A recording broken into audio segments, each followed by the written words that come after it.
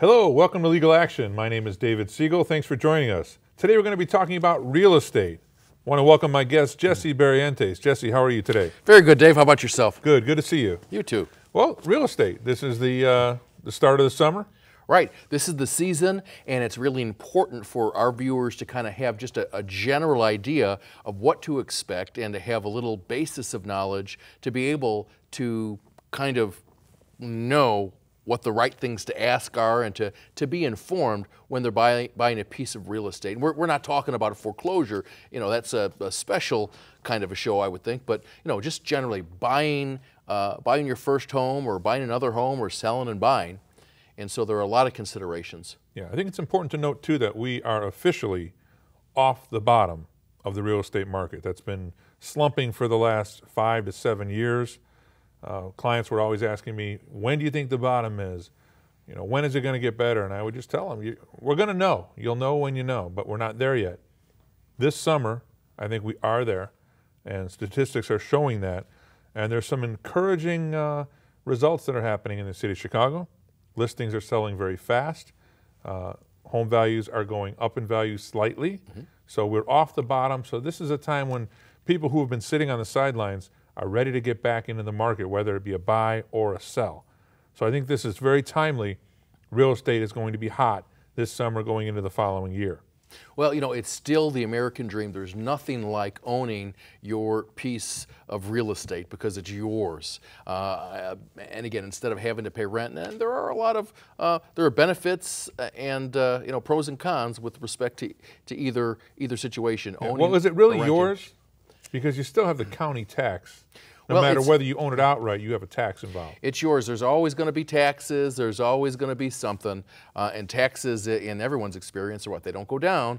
They always go up. I mean, it is yours. You're responsible for it. Somebody trips on it, it's going to be you, and you don't keep it up. The city's going to fine you and all those things. But it's still nothing better than owning your own real estate. So just don't think you're going to live there and just pay the utilities. No, there's always going to be more. You're going to have insurance. You're going to have real estate taxes. You're going to have maintenance, upkeep.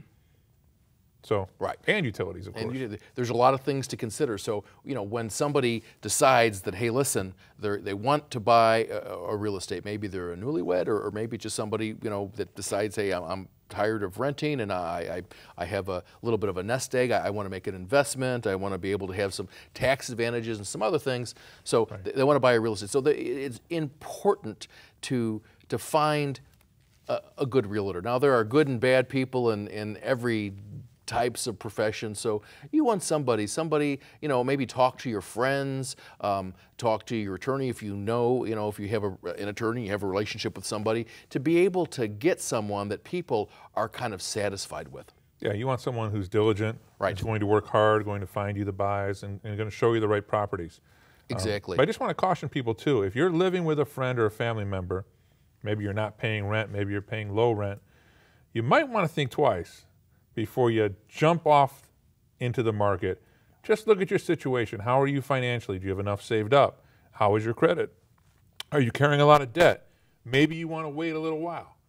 You might have it pretty good at home, even though, you know, most people want to get out of the mom and dad house at some point. But just be careful when you make that step.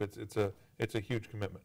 Well, one of the first things that you should do when you're considering this is, I guess, part of your due diligence would be to go to, you know, a good place to start is to go to your bank. I mean, you could always go to a broker. There are, you know, a lot of different pros and cons with each, but, you know, a good place to start is at your bank, and to just kind of feel it out, submit an application, even if it costs you, you know, $100, couple $100, to see whether or not you pre-qualify, to see, again, like you were talking about, whether or not your debt to income ratio is appropriate, whether or not you can get a decent interest rate, and how much you can borrow based upon all of your individual you know, financial circumstances, because it's really important. If you approach a purchase with a kind of pre-approval, it's going to be a whole lot better, because we'll get into it in a little bit in terms of some of the terms in the real estate contract that people have to adhere to in the deadlines. But it's going to be beneficial for you for a couple of reasons, because you're going to know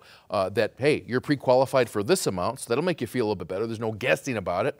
And it's also going to make the people that, the sellers feel a little better, because, hey, listen, they know they're not wasting their time with somebody who is, kind of having a pipe dream. Right. And just because you qualify for a mortgage that would be the equivalent of, say, a $200,000 home, that doesn't mean it's wise to get right up to that level. That's true. You want to leave yourself a little room for error.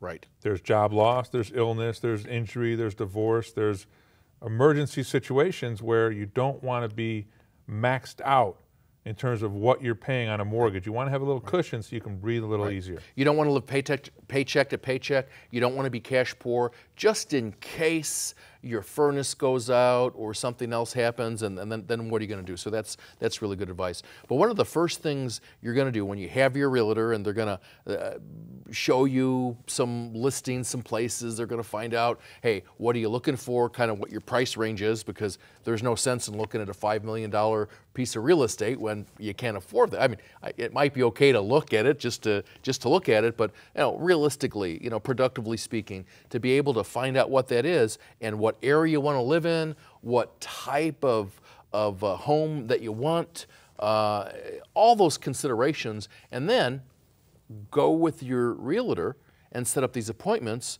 to look at each and every one of these places. Right, and see what you like. See what you like.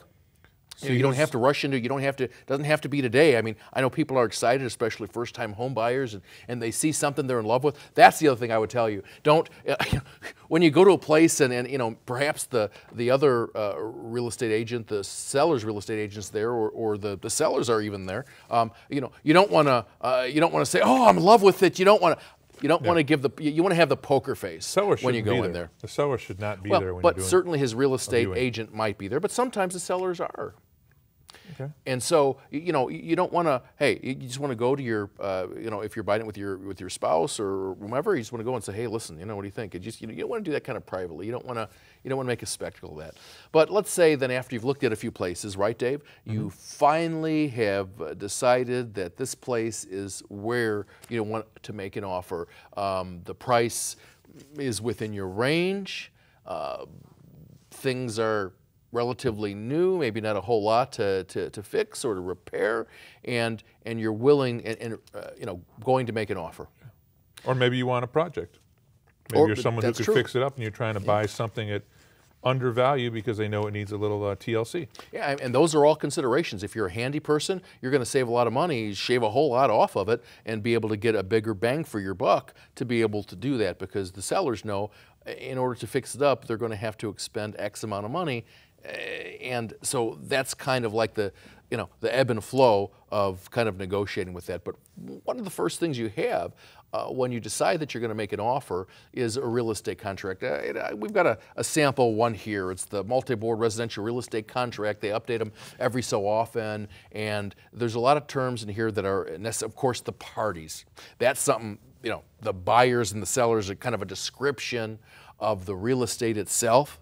Whether or not it's a condo or whether or not there's parking space involved, because sometimes if it's a condo or something of that nature, the parking space is also deeded, and that's something that you want to make sure.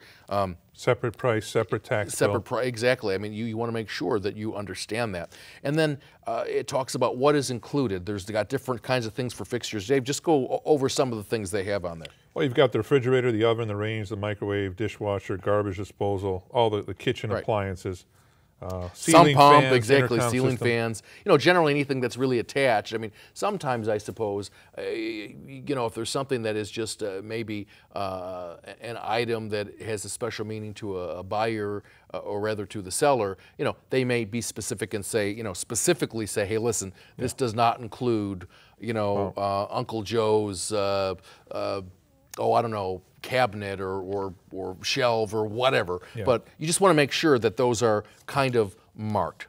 I'm aware of a case where the seller took the sump pump after the walkthrough, after the inspection. Seriously, because I was looking at the sump pump on we have a lot of water issues here in the western suburbs, and actually pretty much everywhere now. But yeah, and the sump pump, I mean, to me, that's just, incomprehensible. Sump pump. The buyer either got it back or got the monetary equivalent of putting a new one in, but the seller was trying to get away with it. Yeah, there. with the sump pump, that's just, we're talking about a couple $100 items. So we're going to get to that when we talk about going through the inspection and everything. But then there's other things, again, other things that might not be on the list that are included, or things that are specifically not included, like we kind of talked about. And then they have things on here like a home warranty. I don't even want to get into that. I have some opinions on how that works, but that's something that you get from your real estate, or maybe something that the seller would purchase for you to make the deal a little bit more attractive. Right. But Section 4 is what it's all about. Right, yeah. And that's the purchase price. The purchase price. Subject to negotiation. Subject to negotiation. But you have to put what you're offering down on the contract. In the purchase price. So, you want to talk, this is where it comes in to talk to your real estate agent to see, hey, how long has this property been on the market? Are you willing to, and that's what always happens. Nobody, people rarely offer the exact amount that is being asked for a piece of property. And so what they'll do is, okay, so you'll find out what it is and find out how long it's been on there, find out, when it was sold last time, maybe, have an idea if you do something like Zillow to get just a rough appraisal of the property before you even go in and make the contract and have an idea and make that purchase price. But understand, and we're going to talk about, actually, let's go and turn to the next kind of provision here. There's the closing date. The closing date is the date upon which everything is going to be closed, that title generally is going to be transferred from one party to another. So generally they have a closing date in there, but I'm here to tell you that that closing date doesn't always, and quite frequently isn't the date that's in there. There are a lot of reasons why it needs to be extended, and we'll talk about that. Either the financing hasn't caught up, hasn't gone through, or there's other issues. So there's some flexibility in the actual closing date. There is. But sometimes you can't be too flexible if you're having a buy and then a sell. And a buy and a sell, exactly. It just depends on your individual situation. And again, you're going to want a lawyer who's familiar with real estate, who's done real estate, who's familiar with the contract, who's familiar with these. It's very deadline intensive, as we'll see in a moment. And then it talks about possession. Generally, possession is granted at closing. So if you're at the closing table in a title company, we'll talk about title in a minute. And so once ever the papers are signed, the money's transferred, it's yours. But sometimes they do what they call a post-possession closing, which means that, hey, I'm not going to take possession right now for whatever reason. Perhaps the sellers also have a purchase and a sale, and maybe their other contract is contingent upon them doing a sale first to be able to have the funds, or whatever the case may be. Right. And so they might be there for another couple weeks or even a month. And then it's important to negotiate, and something that separately that you can do in terms of doing a holdback to make sure that the property isn't damaged and to make sure that there's an appropriate amount of rent to cover your mortgage and expenses and everything else. And again, these are things I want our viewers to be able to think about and to realize, because they're not going to be thinking about it, especially if they're a first-time home buyer. Right, but their counsel is going to help them make minor changes to the document to assist them. Right, and there are a lot of attorneys. Some attorneys are more kind of hands-on and they're more informative. Some attorneys aren't. Just like we talked about before about realtors, everybody else. There are good people, or and better people, and people that aren't as efficient, and people that are more efficient. You want to be able to feel like you can ask whatever questions and they'll be answered and they'll be explained. That I'm not just going to give you a half a second of my time to explain something, because it's a big purchase. Sure. And so then we talk about the statutory disclosures. Actually, we've got a couple of these, Dave, on the back here, and that is the lead disclosure. So anything after 1978 that was built, because before that they had what? Lead paint. And it's important to know that whether or not they have if there's a hazard, if the homeowner knows about it, or if they've done an inspection or anything, and if there's lead paint. And in the process of your inspection, and we'll talk about that, that's something that you might want to do. And so this is the disclosure that the seller is saying that he's aware of it or not aware of it.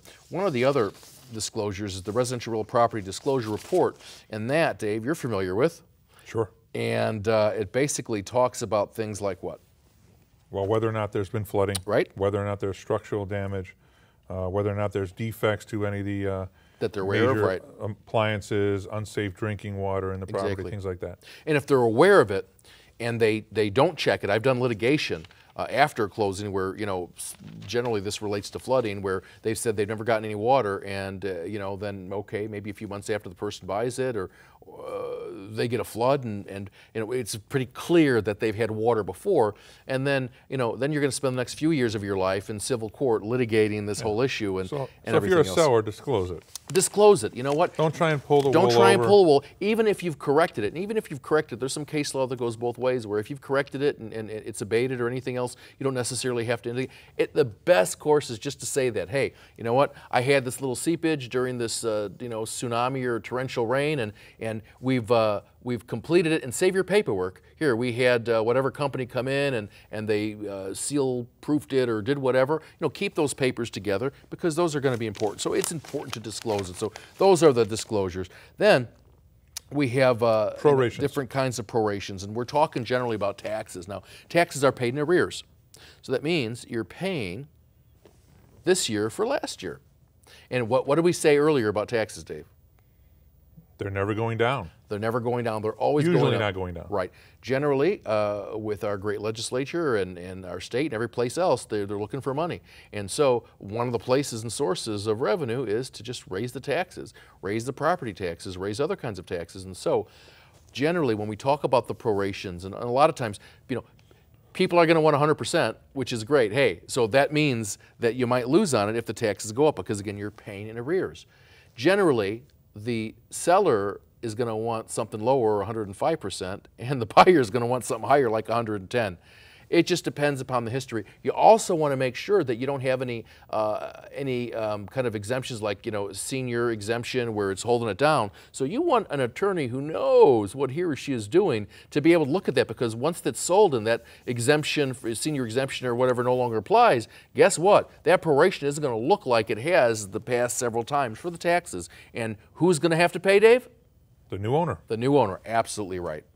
And then, Dave, we've got, what's another very important term here? Well, attorney review. You want to make Right. sure that you have an attorney review clause in your contract to make subtle changes other than the price. That's correct. So the attorney can make all kinds of corrections, basically kill the deal if they want to. They just can't affect the purchase price that was agreed upon. Exactly right. And let me tell you something else. This kind of comes into play with the next provision, which is the professional inspection. And I would encourage everybody out there, depending upon where you're at, are you going to pay for it, and the buyer's going to pay out of their pocket? And even if you don't close on the property and the deal falls through, so what? It's a big purchase. Spend the $75 or $150 for a termite inspection. Spend the money for an inspector, somebody who's competent. And again, this is somebody, somebody who's licensed, somebody you want to talk to your realtor about, or some of your friends who have maybe closed before, or even your attorney. Someone who is going to do a really good job and give you an idea. Now, the inspector's not going to be able to pull out boards and look at other kinds of structural things, perhaps. But Why not? Well, they just can't, Dave. And so, but they're going to give you a good idea. It's worth every penny because you're making this big expenditure. And so now you have. And it might just be the information you need to not go through with the deal. Exactly, because if they pull something out and there's a whole bunch of mold, or they discover that, or they discover something else, yeah, that's something that they could give you an idea what the cost is going to be. And so again, generally when you have your 5 days, actually you got 10 days for your inspection. However, 5 days, business days for your attorney approval. So, and that's after the contract is accepted. You might offer it on the 1st of July, and it's accepted on the 5th of July, and then 5 business days after its acceptance. That's when the clock starts to run.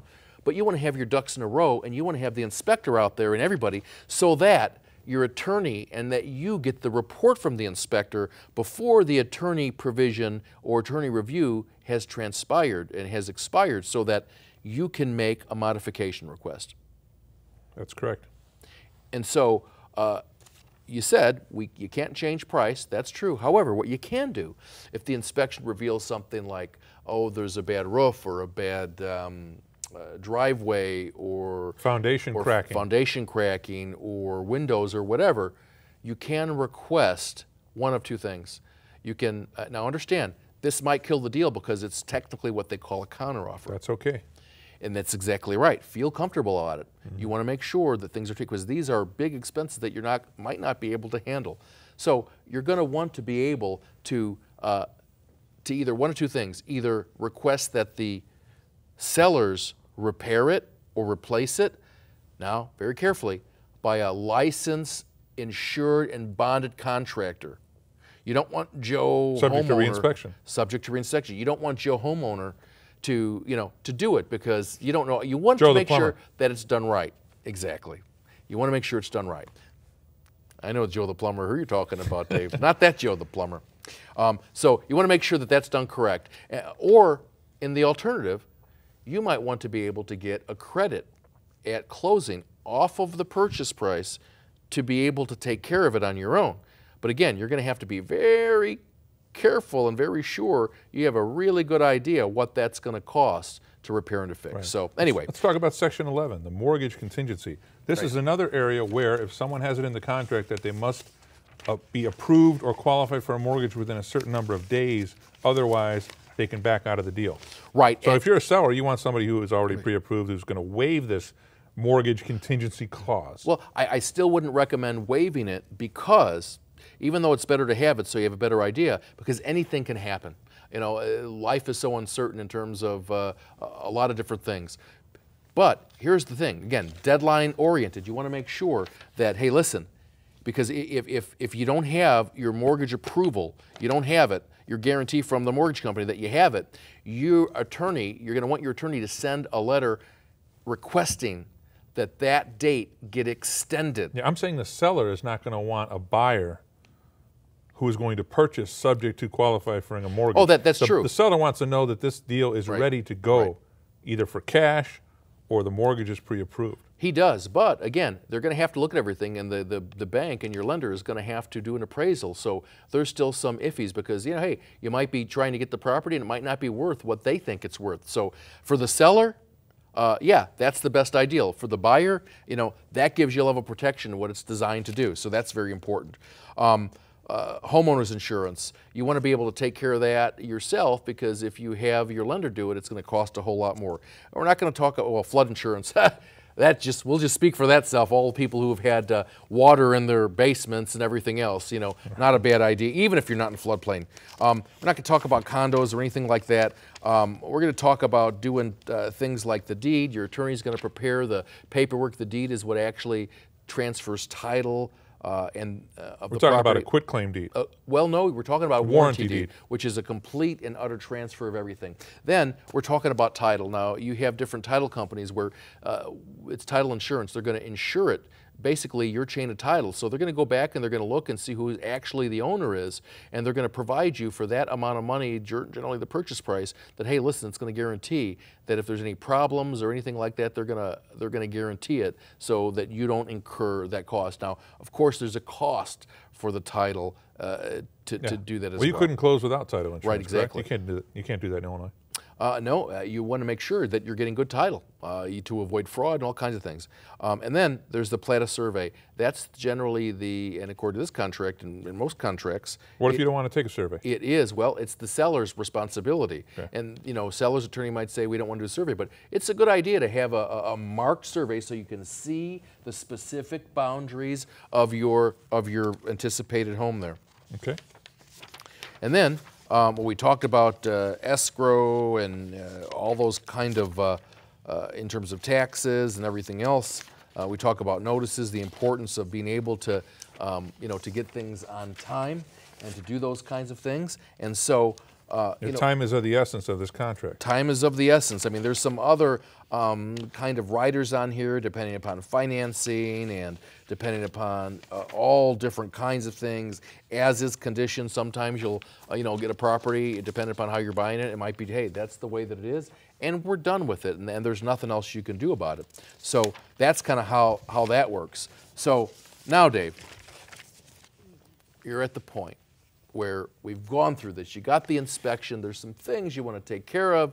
Your attorney has sent the modification letter. And again, I want to stress this again. If you send the modification letter, and your attorney should tell you that, there's a chance that the seller's attorney can tell you, you know what, we don't agree, deal's up, deal's deal's off, done. deal's done. You need to understand that, but you also need not to be afraid of that. Because, hey, listen, it's still a buyer's market out there. And so you just want to make sure that you get the best kind of deal that you can get. And then once you've done that now, and say maybe you got your credit negotiated, now your attorney is going to work on the documentation. You got the survey. The survey has to be within the last 6 months. It's got to be dated by a surveyor, and you'll get that at the closing table. You will know. Generally, you're supposed to get it a few days before closing, what they call the HUD or the RESPA, which is from the title company that shows exactly where all the money is going, where the purchase price and where it's coming from. It's being paid for this taxes, it's being paid for the water fee, it's being paid for interest, it's being paid for this or that. It's a complete breakdown. It's a mathematical of equation. Everything. Pretty well, it is, and it's a breakdown of everything, all of the money, where it's going, and it's required, and so that you'll see exactly what it is. Now, at the closing, in addition to signing those documents, if you're the buyer, you're going to have a ton of documents for your mortgage from your lender to be able to sign off on. And those are documents that your lawyer will explain and go through them all. Hopefully. Hopefully. And if you have a question, ask. But the bottom line is, if you don't sign off on the docs, what does it mean, Dave? On the mortgage docs? Right. You don't have a deal. You don't get the loan. You don't get the deal. They're not going to fund the deal. They're not going to fund the deal. And so after all that's done, and the closer will send or wire in the information and wait for approval from your lender, and then the funds will be wired to the title company for disbursement. And then there's recording. Let's talk about that. That's the tail end of the transaction. What happens with the recording fee? Well, remember we talked about title insurance for searching the title. The title company, and they'll charge a fee for that, and also the recorder charges a fee to record the release of the mortgage because, hey, the seller's probably going to be paying off a mortgage, so that's got to be recorded, so you're taking it free and clear. More that government. Comes out of, well, a lot of government stuff here. And there's a couple of fees there. I won't get into or comment on those that you have to pay. Anyway, so it's all going to be recorded so that you have a clear title. And again, this is what the title and company kind of ensures. So, but it's important for everybody out there just to, hey, it's okay to ask a question. And let me tell you, you've heard this before. The only stupid question that you can ask is the one that you don't ask. If you have a question, ask your attorney. You can ask your realtor, but your attorney is the guy who's doing the transaction. He's the guy with the law degree. You want to get your, if you have a question on something that's legal, ask him. If you have a question on something like doing your inspection, ask the realtor. And that's the last thing too. When before you do the closing, your realtor will take you to do a last-minute, inspection of the property, a walkthrough to see everything, to make sure that everything listed on here is still there, so that your sump pump is still there. That's a good thing. Check everything and make sure. Well, it was there for the walkthrough. Oh, and then it disappeared after that. After that, so you want to get back in there. That's classic, Dave. And so you just want to make sure that everything. You want to make sure that you get the garage door openers and the keys. Probably a good idea just to change the locks when you get your new house. Oh, absolutely. Yeah. So any last-minute comments? Well, I just think after all that, Jesse, if someone is still interested in buying a home, their head must be spinning. So they might want to think twice. Well, go cautious is what I'm saying. Go cautious into this Right. market, even though I believe it is a good time to buy. Mortgage rates are historically low, although they're starting to creep up. I just want people to be cautious about this this endeavor because it is major. Yes, it is. It's involved. People get a little bit excited. They try and buy a little bit more of a house than they can afford. The mortgage payment comes and it's not so easy to make, especially when you were renting for less. But you are full of knowledge, and thanks for joining me, Jesse. Thank you, Dave. You've been watching Legal Action. We'll see you next time. Take care.